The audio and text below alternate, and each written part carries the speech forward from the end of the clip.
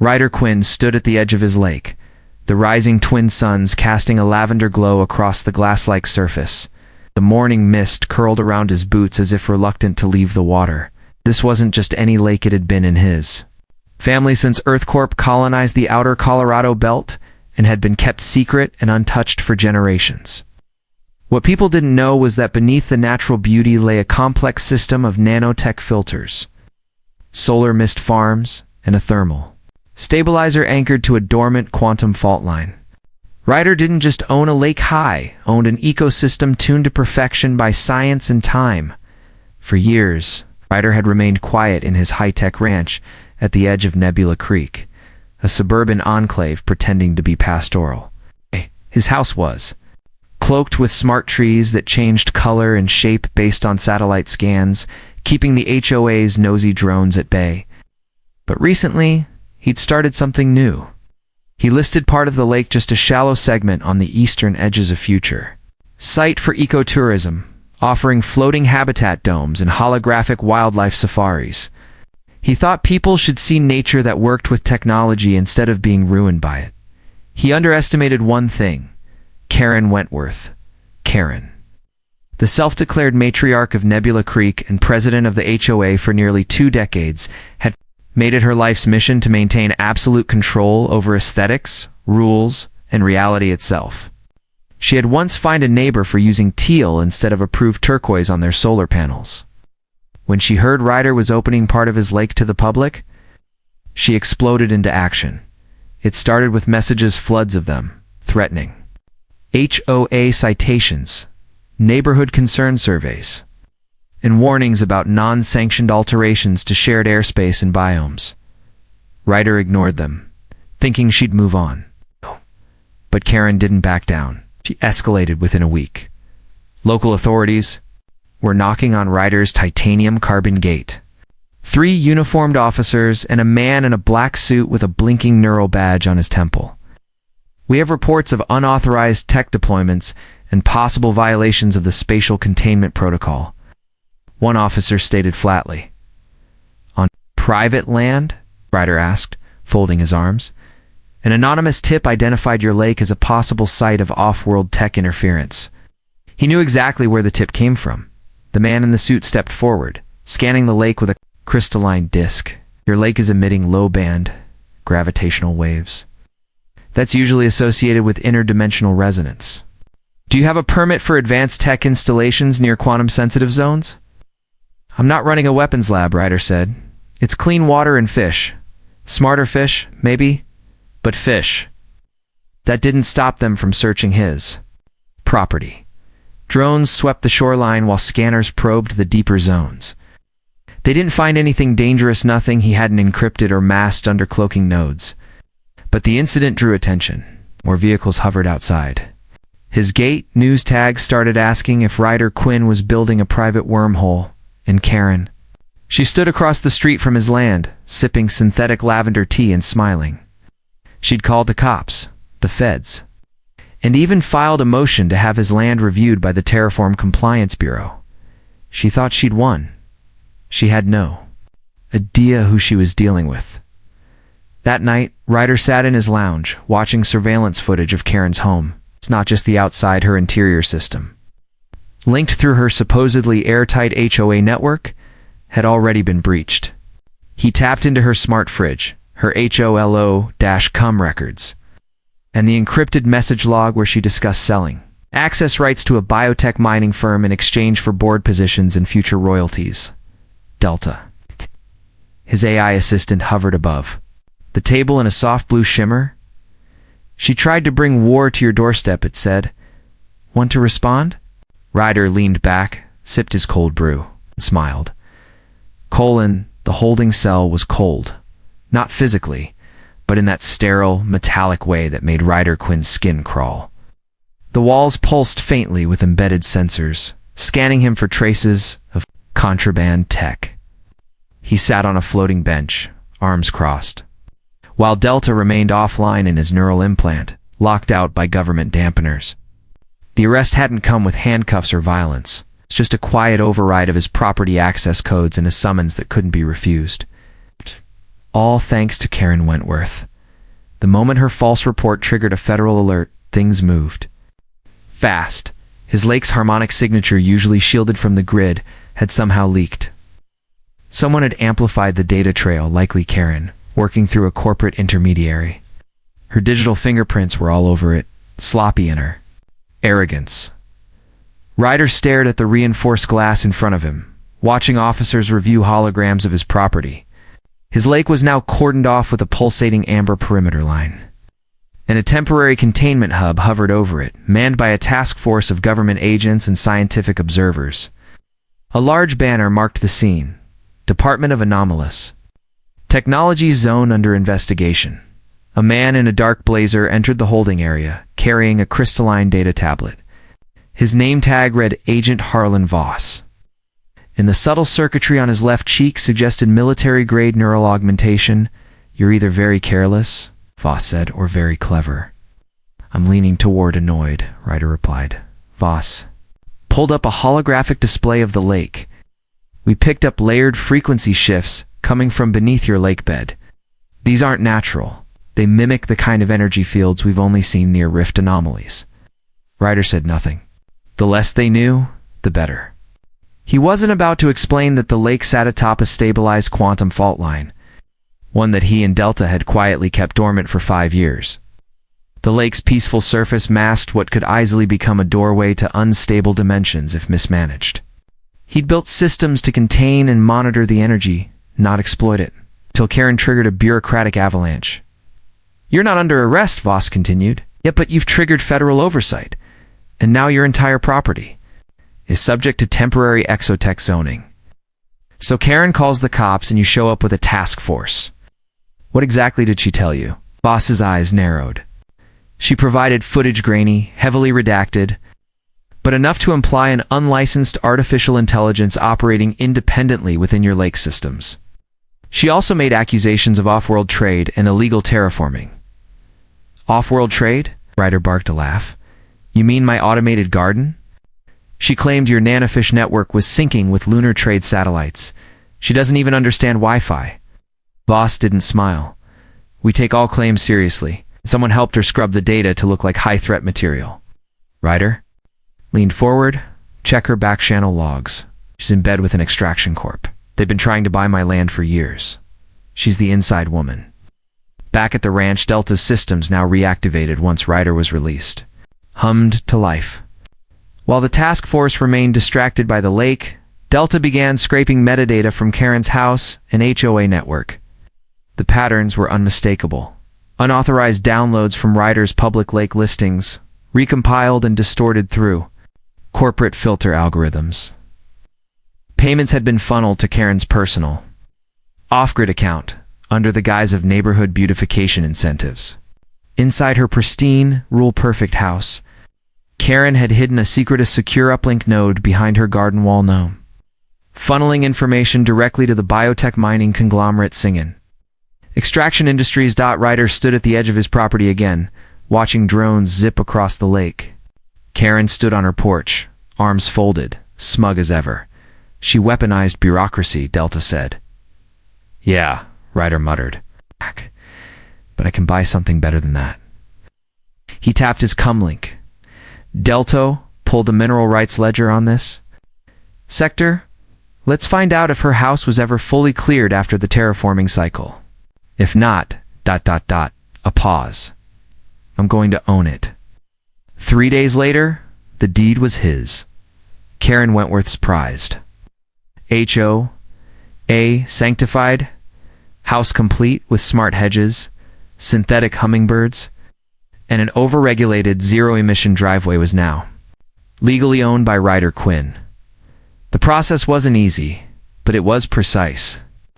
With Delta's help, Ryder dug up a loophole buried in the 2089 Land Access Act.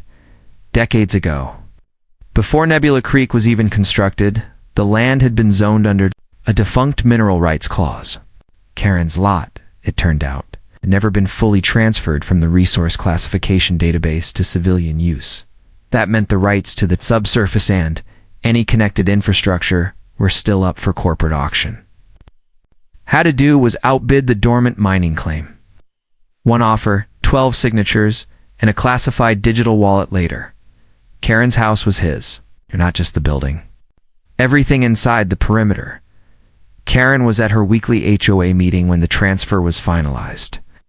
By the time she returned, a translucent shield had risen around her former property. A sign pulsed on the barrier in large, glowing letters. Private. Zone access denied. Owner, R. Quinn, she screamed. Not in frustration, but in genuine disbelief, like someone waking from a dream, only to find reality replaced by a nightmare. Her badge didn't work. Her face wasn't recognized by the door scanner. Her belongings were trapped inside her tea collection. Her precious holocrystal display of HOA awards, and most importantly, her personal uplink terminal. This is illegal. She shouted at the drones orbiting overhead. You can't do this to me, but Ryder could. And he had. From his ranch, he watched it all through a live satellite feed, sipping.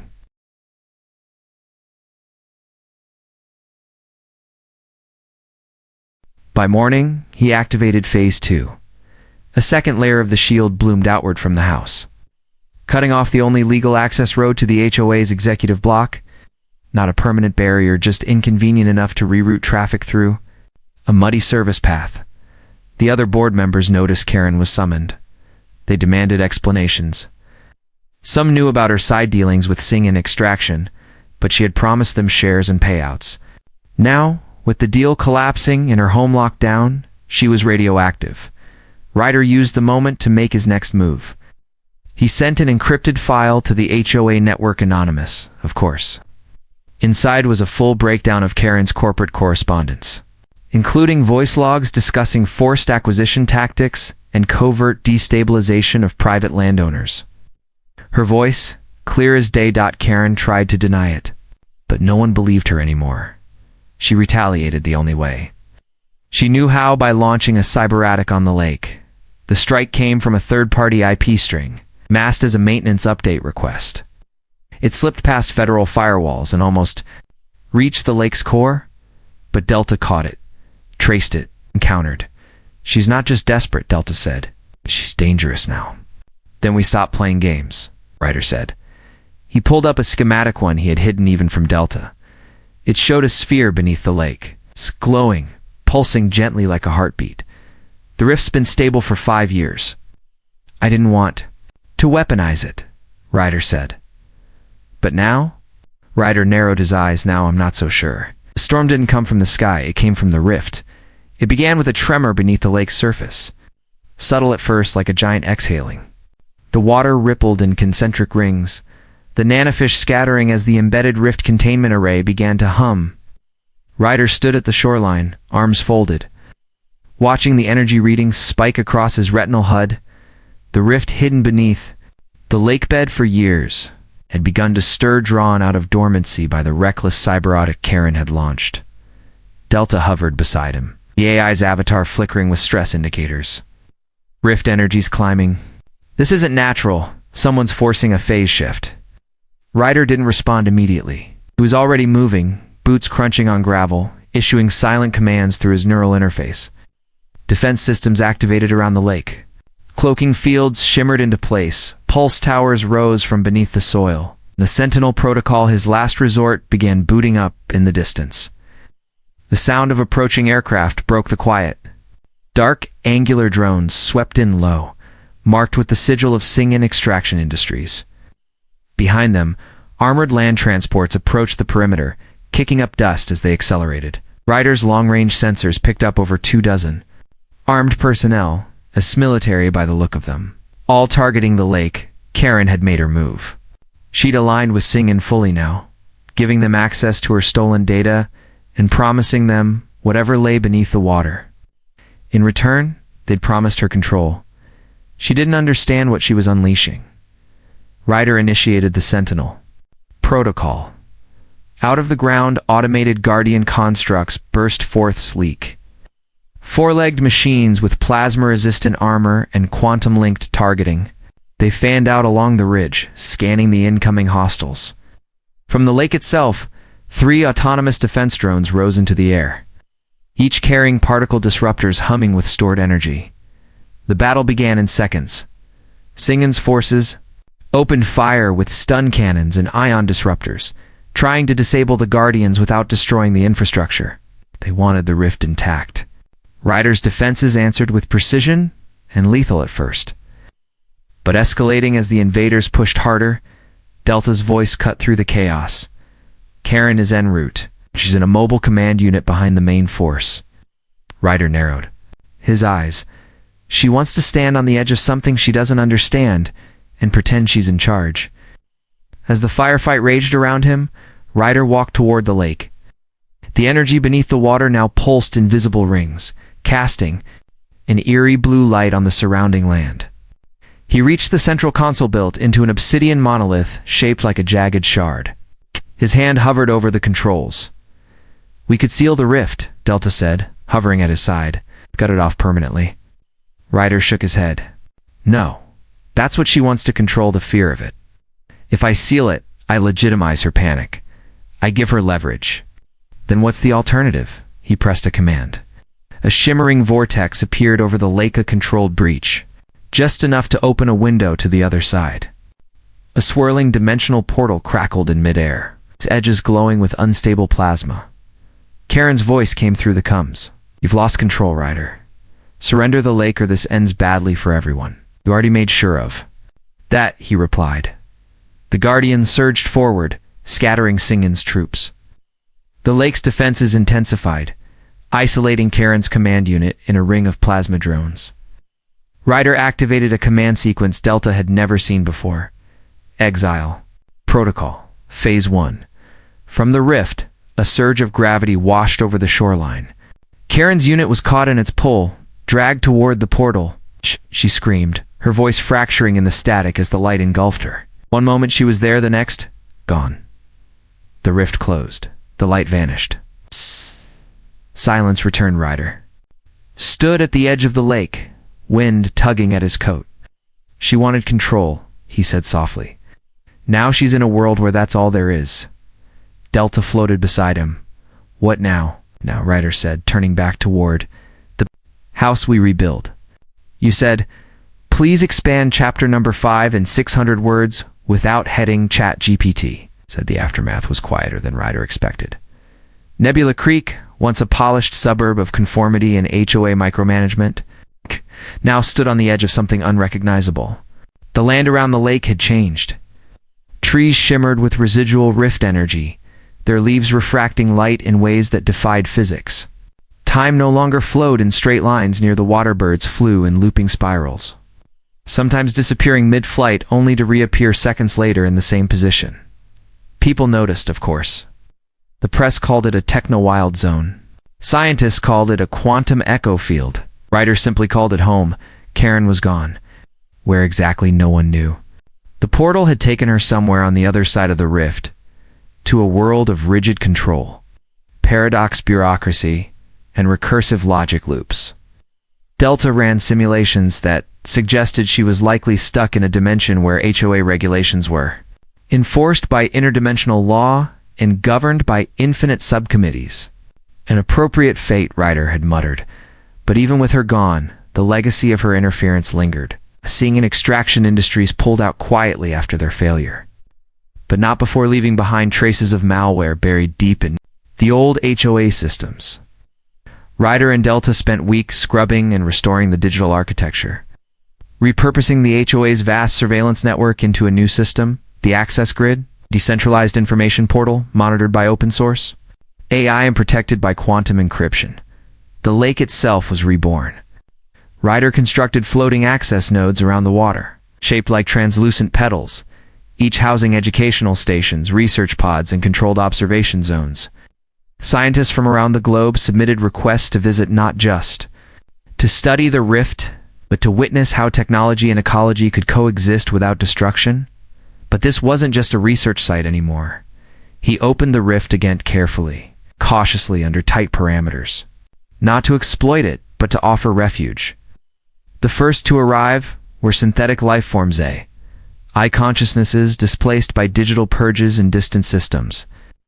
Then came the refugees, Bio-augmented humans, fleeing oppressive colonies, time-displaced. Wanderers whose original realities had collapsed. They came not for conquest, but for sanctuary. Ryder welcomed them.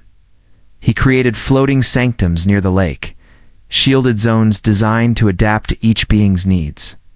Some glowed softly with bioluminescent vines. Others thrummed with artificial gravity fields. Each structure was linked. 2 Delta now evolved into a fully independent neural entity that managed lake operations, monitored dimensional stability, and mediated interactions between visitors and the rift. The community that grew around the lake was unlike anything the world had seen: free, diverse, harmonized. There were no HOAs, no arbitrary rules about grass length or mailbox design. There was only one guiding principle: respect the rift, respect the balance. One evening, Ryder sat on his deck overlooking the lake. The surface was calm, glowing faintly. With the same soft light it had the first day he stabilized the rift, Delta floated beside him, now appearing less like a machine and more like a living constellation, a drifting web of stars and light. "You've changed this place," Delta said. Ryder nodded, sipping his tea. "It changed me first." Far side of the lake, a child laughed, part human, part synthetic, running through gravity-reduced mist. Beside them, a holographic fox danced along the surface of the water, its feet never touching, its shape constantly shifting. The stars reflected across the lake now shimmered with more than just distant light. They shimmered with possibility. Ryder leaned back, watching a new reality take shape across the water, echoing with the dreams of a future unchained from the past. No more boundaries, no more crayons, just the hum of the lake, the ripple of the rift, and a world remade from the quiet rebellion of a man who'd had enough.